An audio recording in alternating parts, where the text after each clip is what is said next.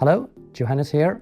In this video, I would like to give you a walkthrough of the new SQL Spreads 7.6. So here you can see the changes and fixes that we have done in this release.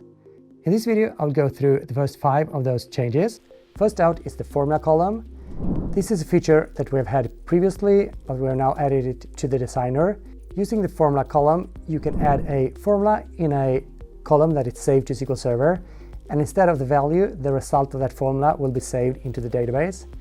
This can be used in scenarios where you would like to add a percentage to another column or do some kind of calculation instead of saving a raw value into the database. Then we've added a couple of changes that will improve in scenarios where you collect data for forecasting or KPI calculations. The preloading script is a new data processing script that we have added.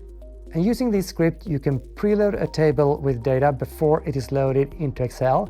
So in this scenario, we have a forecast where we have forecast periods. And when we select a forecast, there is no data available, but the preload script will go back in time and fetch the data from the last approved forecast, copy those rows into this new forecast and show them for the user. And the user can go in and update that template for the forecast. We've also added a user executable script, so you can let your end users execute a custom SQL query. It can be a custom SQL query or a store procedure. And in this scenario, we use that script to create a workflow, so the user will commit and approve the forecast using these buttons down here. The dynamic column locking is a way for you to dynamically lock down columns for edit. This is also a forecasting scenario where we have a monthly forecast. So now we're working with the figures in May, and then you can see that the figure for January to April are locked down. So locking is controlled from a single cell value, so you can enter a comma-separated list with the columns to lock or a range of columns to lock.